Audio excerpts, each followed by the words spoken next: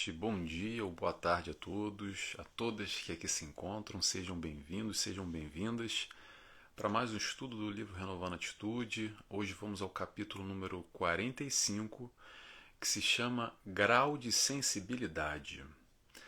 Hoje nós vamos falar de sensibilidade. Será que é bom ou será que é ruim essa história de ser mais sensível ou ser menos sensível? Nesse mundo que nos rodeia, e como é que essa troca, como essas influências da sociedade que nos cobram mais ou nos cobram menos. Vamos falar também de mediunidade, muito importante. Aqui no meio espírita a gente fala bastante sobre isso, é o que a gente vai falar hoje. Vamos falar dessa diferença entre emoção e sentimento. E vamos falar também sobre os impulsos ou os estímulos que a vida nos envia o tempo todo. A gente, querendo ou não querendo, bate a nossa porta. Então vamos lá. Antes de iniciar, como sempre, eu faço a oração e convido a todos, quem quiser comigo, fechando os olhos, agradecemos a Deus Pai, primeiramente, por estarmos aqui reunidos, a Jesus, nosso mestre e guia, nosso amigo, a toda a espiritualidade de luz que nos cerca, nesse momento que buscamos os ensinamentos do Cristo, que possamos hoje buscar a Tua Palavra, Senhor, vibrando e aprendendo com os Teus ensinamentos. E desde já pedimos a permissão de dar início a mais esse estudo, agradecidos que estamos. Que assim seja, graças a Deus. Muito bem, pessoal, então vamos lá, eu vou falar sobre... Antes de iniciar, eu vou falar sobre a questão da sensibilidade. Será que ela é boa? Será que ela é ruim? O que acontece, antes da gente iniciar aqui, tá, gente? O que acontece de uma maneira geral, esse mundo competitivo, esse mundo que nos cobra muito uma postura de ser forte, aquele papel de super-homem, de super-mulher, que não pode ser fraco, não pode mostrar fraqueza nenhuma, porque se eu mostrar fraqueza, eu vou ser magoado, alguém vai me atacar. Então, de alguma forma, ainda há uma confusão, a gente mistura muito a questão da vulnerabilidade, às vezes com fraqueza e com sensibilidade, que uma coisa não tem nada a ver com a outra, ok? Você pode ser sensível e você não é fraco, mas as pessoas ainda mesclam muito, é um conceito muito difuso, é muita confusão ainda sobre essa questão, e parece que a gente ainda vive muito armado e não pode demonstrar fraqueza o tempo inteiro, porque se eu demonstrar fraqueza, o outro vai me atacar, e se eu me mostrar sensível, vai parecer que eu sou fraco e o outro vai me atingir. Vocês sabem o que eu estou falando, mais ou menos? Então é mais ou menos por aí que eu acho que Hamed vai trazer um pouco, não só isso, tá? E muito mais, sobre essa questão da sensibilidade nesse estudo de hoje. Como sempre, eu recomendo a lerem o capítulo, que eu pesco aqui alguns pontos que eu acho interessante, que me tocaram, espero que toquem a vocês também, que me chamaram a atenção nesse capítulo, mas ele sempre aborda muita coisa. Então, leiam o livro, se não tiverem um livro, procura no Google, Renovando Atitudes, PDF, não encontrou, me manda uma mensagem que eu encaminho um link para vocês, tá bom? Tem um livro gratuito, para quem não quiser comprar em papel, tem um livro disponível na internet gratuitamente. Então vamos lá, primeiro trecho que eu retirei aqui para a gente refletir um pouco nessa tarde e noite de hoje. Hamed nos diz: sensibilidade é patrimônio do espírito que já atingiu um certo grau de percepção e detecção proveniente do âmago dos fatos. Faculdade esta alicerçada no senso de realidade, que tem a capacidade de penetrar nas ideias novas, captá-las e analisá-las sutilmente, com admirável eficiência e exatidão. Então ele fala aqui sobre sensibilidade ser o patrimônio do espírito, essa faculdade adquirida que é através desse senso da realidade. Aí eu queria relembrar, que a gente já estudou aqui nos outros capítulos, mas vamos relembrar. Como é que é o processo de evolução? A gente é criado simples e ignorantes. Daí nós passamos do estágio primitivo para o estágio sensação barra emoção, até que a gente chega ao finalmente adquirindo o sentimento, o amor. Então, todos nós passamos por esse processo evolutivo. E aí eu vou questionar vocês aqui. O que é sentimento se não sensibilidade? O que é amor se não é sensibilidade? Vamos ao nosso modelo maior? O maior modelo encarnado aqui na Terra. Modelo porque serve de exemplo para nós seguirmos. Aquele que faz sentido, tá? Vou sempre relembrar isso. Tem que fazer sentido. Não é seguir Jesus às cegas. Olha, já deu spoiler. Jesus é o maior modelo, o mestre. Mestre guia a ser seguido. Mas gosto sempre de relembrar. Entende antes. Antes de seguir, entende o porquê. Por que eu vou seguir? Faz sentido essa proposta dele? Realmente? Deixa eu sentar aqui. Não precisa ler o Evangelho segundo o Espiritismo todo. Não precisa ler o Novo Testamento. Mas tenta entender um pouquinho mais de Jesus. Não precisa saber da história completa. Mas tenta entender o que ele veio ensinar. O que ele veio mostrar. Faz sentido para você? Então segue. Então vamos lá. Jesus, o nosso mestre guia, o nosso maior exemplo. E o que Jesus veio nos mostrar e o que ele representou aqui na Terra, se não amor? Se ele não é uma pessoa, se ele não foi alguém altamente sensível, a gente está lá na fasquia, lá no alto. Vamos baixar um pouco, mas também que serve como um exemplo, talvez até mais próximo da gente, aqui há pouco tempo que esteve encarnado. Tem vários outros, tá? Mas eu escolhi um aqui. Chico Xavier. Para quem conhecer um pouquinho de Chico Xavier, procura aí no YouTube, bota um vídeo dele e você vai ver quanta amorosidade nos atos, apesar de tanta... Como Jesus também, claro. Não estou querendo comparar Jesus com Chico Xavier, ok? Mas para mim são dois exemplos excelentes. Um está lá no topo e o outro está aqui mais próximo, mas esse mais próximo ainda tem uma distância bem grande. Mas são exemplos que, apesar de toda a maldade, toda a crueldade, toda a ignorância no mundo que nos cerca, toda a violência, enfim, ainda assim eles tinham um entendimento, uma amorosidade conquistada, uma sensibilidade já adquirida, essa tal faculdade, principalmente nesse senso de realidade, que apesar de saber essa realidade que está aí em torno, eles não se isolaram do mundo. Pelo contrário, eles viveram no mundo, entre o povo, entre as pessoas, entre aqueles que atacaram pedras. Eles não fugiram, não se omitiram, não se esconderam e continuaram ainda assim amando a todos, se fazendo presente. Por quê? Porque eles tentavam representar ou multiplicar ou espelhar o amor para quem mais precisava. Esses que o atacaram, esses sofredores da alma, esses doentes que necessitam de ajuda, não só os que o atacavam, doentes que necessitam porque tem uma carência ainda, tem uma ignorância, aqueles que precisam de Jesus. Jesus disse, e vamos repetir, eu não vim para os sãos. Se faz sentido para você, Jesus, se reconheça como doente. Eu também sou doente, tá? Talvez você não se reconheça, eu me reconheço. Nelson, doente. A gente baixa um pouco o nosso orgulho, baixa um pouco o nosso egoísmo e passa a entender como aprendiz do Cristo, verdadeiramente, o que eu tenho que aprender enquanto doente.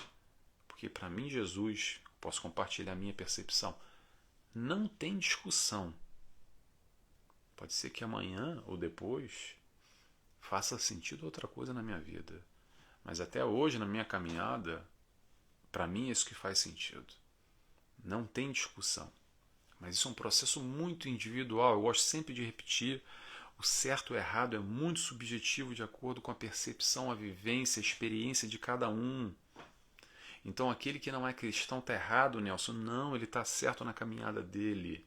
Desde que ele esteja fazendo o bem, praticando a lei de amor. Jesus Cristo veio para nos ensinar a amar. Mas não só existe amor através de Jesus. ok? Outras religiões, outras crenças, ou religião ou crença nenhuma, a pessoa pode ter já essa conquista, essa faculdade do amor, essa sensibilidade já adquirida, independente disso. Repito sempre, o que faz sentido para mim, e imagino e tomara que faça sentido para vocês também, que acompanham esse estudo de Hamed, um livro da doutrina espírita, psicologia espírita, nos ajudando a compreender melhor esse processo, essa caminhada, esse nosso dia a dia, essa nossa vivência, esses nossos conflitos que existem através da distância do amor. Não sei se para vocês é fácil isso vocês compreenderem. Para mim é muito difícil ainda. Quando eu falo para vocês, eu estou repetindo para mim. Vou repetir de novo. Por causa dessa distância que a gente ainda sofre. Que ainda há muitas dores e muito ranger de dentes. Pela distância, a ignorância do entendimento que Jesus veio nos mostrar, que é o amor. O dia que a gente compreender isso, aos poucos, a partir do momento que a gente vai compreendendo isso, a coisa vai amenizando e vai ficando mais fácil e a gente vai sendo mais feliz. Não sei se está difícil de eu explicar, porque são conceitos e a gente está falando de sentimento, é muito difícil explicar sentimento, mas aos pouquinhos, conforme a gente vai caminhando e vai sentindo principalmente. Eu vou descrever aqui sentimento, mas como é que eu vou descrever? O que você que me escuta entende como sentimento é completamente o que eu entendo como sentimento. Mas quem está nessa seara e quem já minimamente reconhece, esquece o livro, gente. Vamos esquecer a doutrina espírita, eu estou falando do que você sente. Você não precisa saber nada de doutrina espírita, mas um pouquinho que você sabe de Jesus, um pouquinho que você tem contato em espaços e ambientes com essa prática que Jesus nos coloca, que era amar o próximo. É o tipo de vibração, o tipo de sintonia que a gente se conecta. Eu pergunto a você, e me responde, pronto, eu não vou escutar, mas me responde, não é bom? Não é bom? Compara aquele outro lado negativo de ódio, rancor, de vingança, que às vezes a gente tem aqui dentro também, que às vezes a gente quer matar um, entre aspas. Sabe isso que eu estou falando? Esse sentimento negativo? E o outro sentimento positivo, com toda essa proposta do Cristo, que se você já sentiu também, compara os dois e vê o que você quer para a tua vida. Faça a tua escolha. Sabe aquela história, o golpe está aí, cai quem quer? Jesus está aí, vai quem quer. A maldade está aí também, vai quem quer. A gente tem opção, a gente tem livre-arbítrio, a gente tem escolha. Ninguém vai fazer por nós. Nós vamos fazer por nós o tempo todo. Sabe por quê? Porque nós estamos tomando, decidindo e fazendo escolhas 24 horas por dia, 365 dias por ano, conscientes ou inconscientes, mais ignorantes ou menos ignorantes, com mais conhecimento ou menos conhecimento. Isso determina, sem dúvida alguma, as consequências. Mas a gente está sempre plantando. Sempre plantando. E a gente vai colher alguma coisa. Sempre vai colher alguma coisa. Ok? Vamos continuando aqui que eu acabei me perdendo. Então eu estava falando sobre esse senso de realidade, questão de se isolar. Então, resumindo, sobre sensibilidade que eu estava falando em geral. Ser sensível é bom, não é ruim, é positivo. Ok? Respondendo a pergunta que eu trouxe aqui, ser sensível é bom ou é ruim? Sim, é positivo. Essa percepção mais aflorada do mundo que nos rodeia. É ter esse tal, como ele falou aqui, esse senso de realidade. E às vezes, atenção a isso que eu vou falar, às vezes o mundo não nos entende, talvez o mundo não te entenda. Às vezes o mundo vai te cobrar uma postura que você tem que ser forte, que você tem que fazer isso, você tem que fazer aquilo, que você deveria ter falado isso ou deveria ter falado aquilo outro. Nesse momento, quando isso acontecer, esquece o mundo, escuta o teu coração. Vai lá dentro. Escuta o que o teu coração vai falar para você. Porque às vezes o que acontece é o seguinte, como a gente vive em sociedade, em comunidade, a gente está o tempo inteiro sendo influenciado de alguma forma, mais ou menos. Só que é importante a gente lembrar que às vezes esses que nos cercam, que nos cobram algo, alguma postura, o que é que seja, eles ainda não compreendem o que você já compreende. E é por isso que você tem uma sensibilidade mais aflorada sobre tal questão que os outros não têm. E às vezes o mundo às vezes te cobra uma postura, que eu estou abrindo muito subjetivamente aqui, mas com certeza, ou muito provavelmente você já passou por um momento como esse, e aí você pode buscar e parar para pensar, mas espera aí, talvez eu entenda e veja alguma coisa que o outro não viu ainda. Então o importante é, fique tranquilo, confie em você mesmo, seja você mesmo.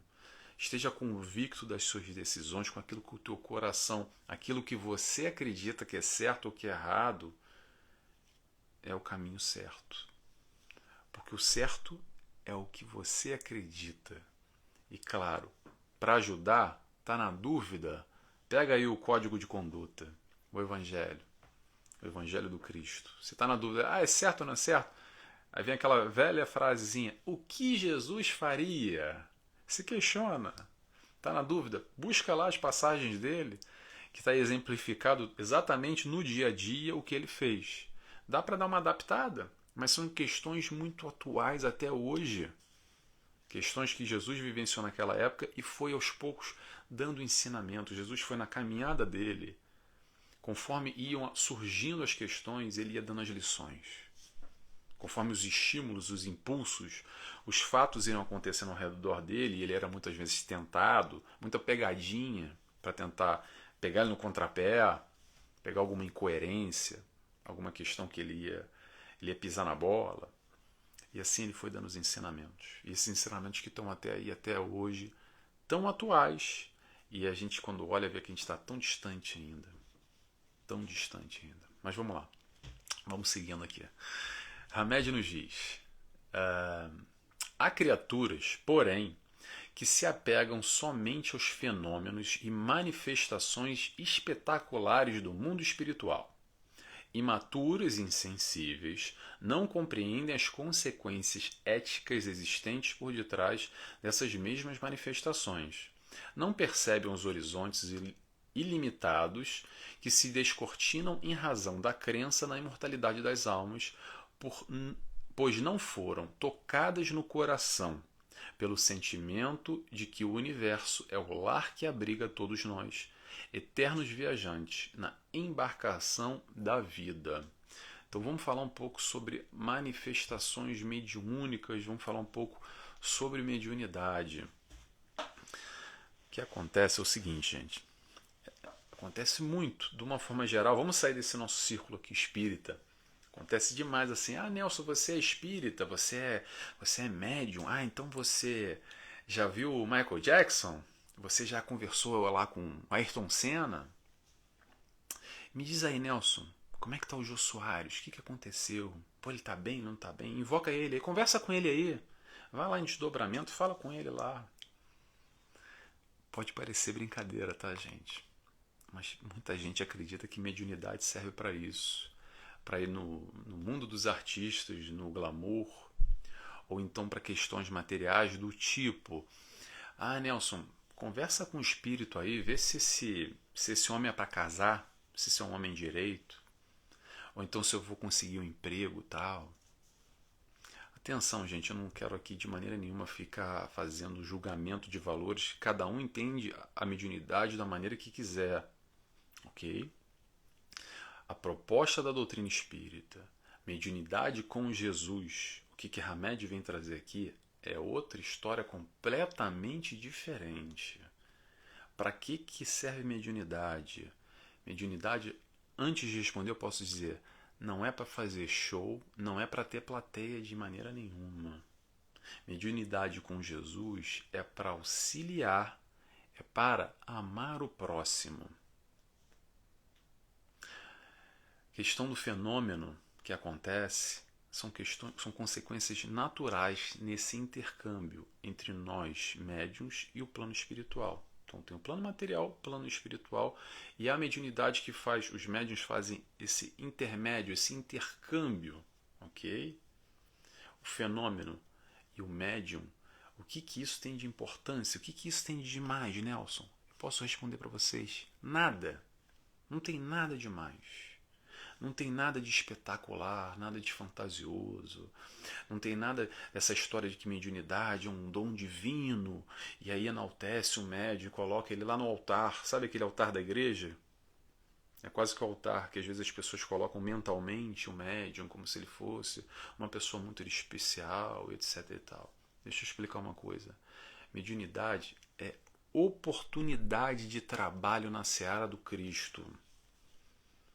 É através dessa oportunidade da mediunidade que, na verdade, é mais uma ferramenta para o médium aprender a amar.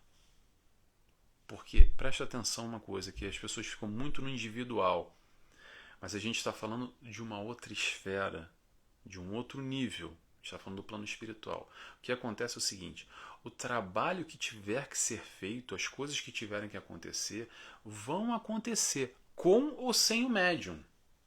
Sabe aquela história que o trabalho aparece quando o trabalhador está pronto?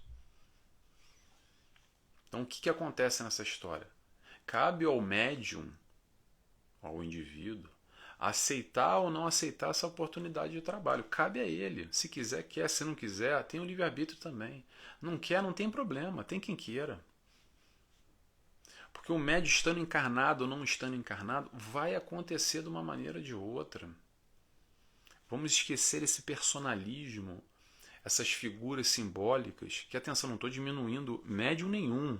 É importantíssimo o trabalho do médium, quantos médios admiráveis, como eu acabei de falar agora, Chico Xavier e tantos outros, que através dessa dedicação, desse amor, que a gente bate palma, admira, não estou querendo diminuir, pelo contrário. Eu estou querendo só tirar essa visão, muitas vezes, do super-herói, do grande ídolo, de quase como se fosse o Jesus encarnado na Terra. Não é assim. Atenção, o modelo de perfeição na Terra, um só, Jesus. O resto somos todos aprendizes. Claro que, atenção, eu repito, não vou me comparar com Chico Xavier e com outros tantos médiuns que realizam trabalhos admiráveis de tirar o chapéu, de enaltecer e bater palma. Ok? Mas é importante a gente entender essa diferenciação, que nós somos ferramentas, essa é uma oportunidade de aprendizado, oportunidade muitas vezes de resgate, oportunidade de aprender a amar, que nós que temos a faculdade mediúnica mais ou menos desenvolvida, um trabalho mediúnico, seja ele qual for, pode ser um trabalho de desobsessão numa mesa mediúnica, pode ser um trabalho de um tratamento espiritual do corpo físico, pode ser psicofonia, psicografia, pode ser o passista no centro, pode trabalhar na corrente magnética, pode tantos e tantos e tantos e tantos, tudo isso é muito admirável. Mas sabe para quem isso é mais importante? Não é para o que está recebendo auxílio. Porque esse que está recebendo auxílio, ele vai receber de uma maneira ou de outra. Mas para o médium, que está tendo a oportunidade de aprender a amar, de colocar na prática esse aprendizado que a gente estuda tanto aqui na doutrina espírita, entende o Cristo dessa maneira mais profunda. E a partir dessa oportunidade a gente vai colocando na prática. Sabe quando é que essa história começou? Começou lá desde o Kardec. O nosso grande ilustre codificador e a sua equipe de médiuns.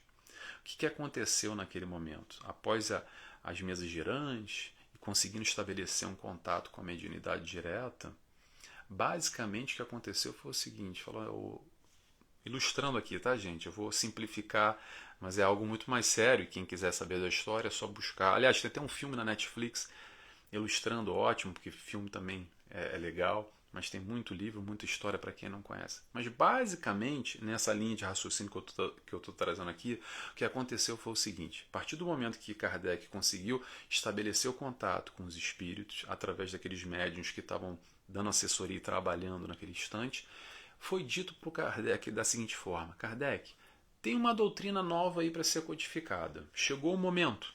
Doutrina espírita. Muito bem. O que vai acontecer? Vai ter que ter muita dedicação, vai ter que ter muita disciplina, vai ser um trabalho duro, árduo, pesado. O que você vai receber em troca? Nada, pelo contrário. vai ter muita oposição, vai ter muita perseguição, gente que vai ser contra você, que vai te difamar, vai te atacar. Não vai ser fácil. Mas e aí, topa? Quer? E Kardec aceitou. E se dedicou profundamente. E ainda bem que nós tivemos Kardec. Mas olha só, e se Kardec não quisesse? Como é que seria? Será que a doutrina espírita não existia? Sim, iria existir, porque tinha um plano B. Provavelmente seria Leon Denis que iria codificar a doutrina espírita. Ah, e se não fosse Leon Denis também? Seria outro. Porque a oportunidade bate à nossa porta para o trabalho. Agora, cabe a nós aceitarmos ou não. Então, é nesse sentido, tomara que eu tenha explicado bem, que eu quero diminuir a importância do médium, apesar de ser muito importante. Então, não quero diminuir o trabalho do Kardec, o trabalho da mediunidade, sem dúvida nenhuma, mas só para a gente se colocar no nosso lugar. Quem precisa mais da mediunidade é o médium do que aquele que recebe. É isso que eu quis dizer.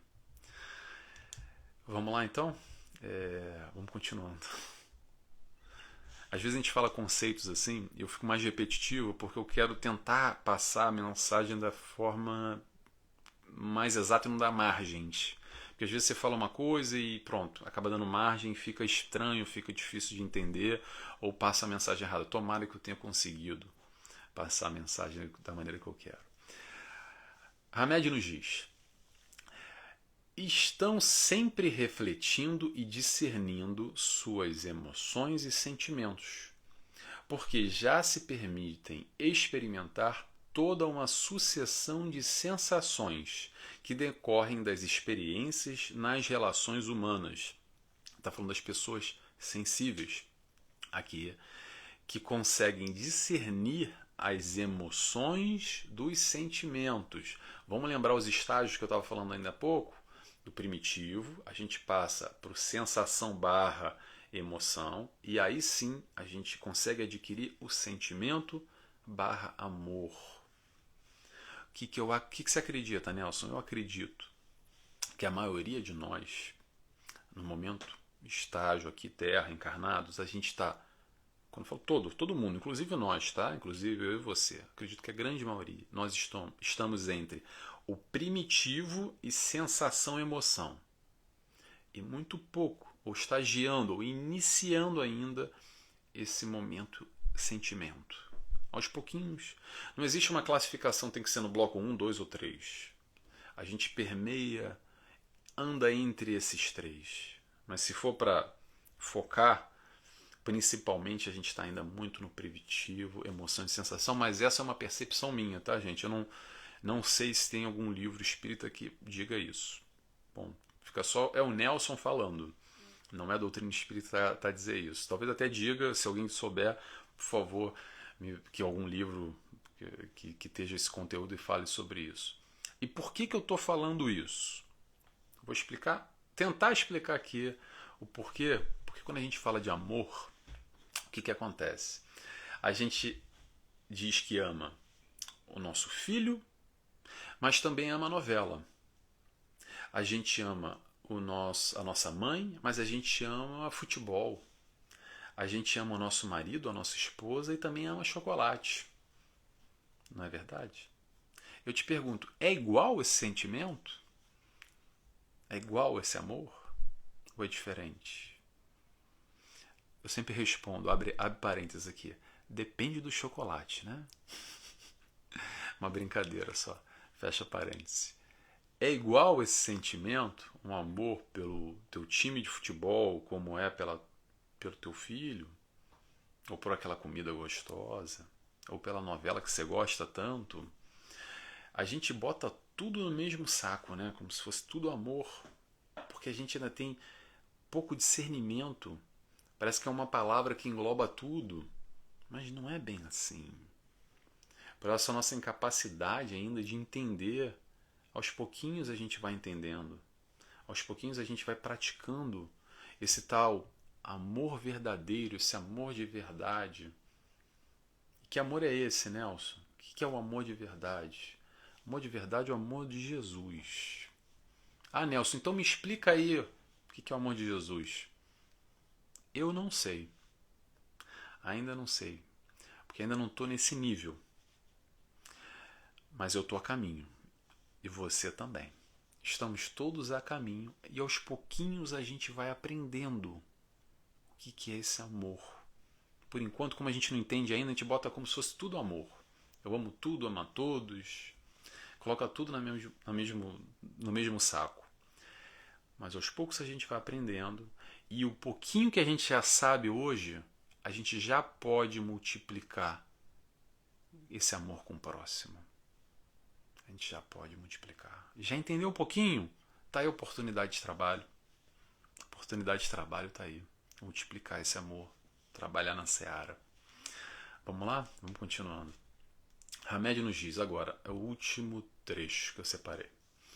Portanto, podemos confiar em que cada um de nós, a seu tempo, sensibilizar-se-á pelas coisas espirituais, visto que o desenvolvimento de nosso grau evolutivo transcorre natural e incessantemente em decorrência dos impulsos de progresso que recebemos das leis divinas existentes em nós mesmos. O que ele fala aqui? Que aos pouquinhos a gente vai, de acordo com o nosso desenvolvimento, desenvolvimento espiritual que vai acontecendo aos poucos. E aí no final ele fala sobre o impulso do progresso. A vida vai nos mandando esses impulsos, vai nos mandando esses estímulos. Às vezes, a gente corre deles. Às vezes, a gente briga com eles. Às vezes, a gente não entende e fica triste, se deprime, vai para debaixo do cobertor. Porque a vida me mandou esse estímulo. A vida me mandou esse impulso. Mas às vezes também, felizes aqueles que conseguem, nós, quando a gente entende que esse estímulo, que esse impulso veio na verdade para nos ajudar a crescer. É para isso que o impulso vem para a nossa vida. Que sem esse impulso, sem esse estímulo, eu não iria dar o passo à frente que eu preciso dar. Pausa para refletir, porque a gente tem que internalizar essa questão, que às vezes é tão difícil da gente compreender. Porque o mais fácil ainda, infelizmente, é quando a gente corre, quando a gente se deprime e vai debaixo do travesseiro, quando a gente briga e quer bater de frente com isso que está acontecendo na nossa vida. Então que nós possamos ter olhos de ver. Esse é o grande desafio para a nossa vida, para a nossa encarnação e para esse momento, nesse processo evolutivo que nós nos encontramos, e é por isso que esses estímulos vêm, tá bom? Palavra-chave de hoje, olhos de ver. Então, se você ficou até o final, acompanhou e gostou desse raciocínio, dessa reflexão, lembrando, gente, eu não sou dono da verdade nenhuma, tá? É só uma reflexão em cima do livro, desse capítulo que a gente está estudando, de Hamed. São opiniões, cada um tem a sua. Eu respeito de todo mundo.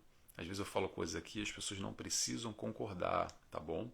Tento basear sempre no ensinamento da doutrina espírita, baseado sempre na codificação, os ensinamentos, os preceitos do Cristo. É para isso que a gente está aqui, porém, a gente abre sempre um leque na interpretação pessoal das questões da vida e desse estudo também.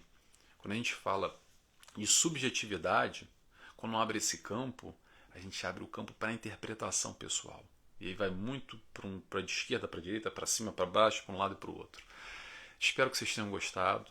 Palavra-chave, olhos de ver. Escreve para mim se vocês gostaram. Eu gosto sempre de saber, acompanhar quem está comigo aqui. Eu fico feliz de quando as pessoas escrevem e vendo que tem um retorno e a gente vai trocando, mesmo à distância, tá bom? Vou fazer a oração, quem quiser ficar comigo. Eu convido a fechar os olhos, agradecendo a Deus Pai, agradecendo a Jesus, nosso mestre e guia, nosso amigo, a toda a espiritualidade de luz que nos envolve, que nos cerca, que nos intui, nos inspira e colabora com mais esse estudo. Muito obrigado, Senhor. Que assim seja, graças a Deus. Pessoal, obrigado e até semana que vem. Tchau, tchau.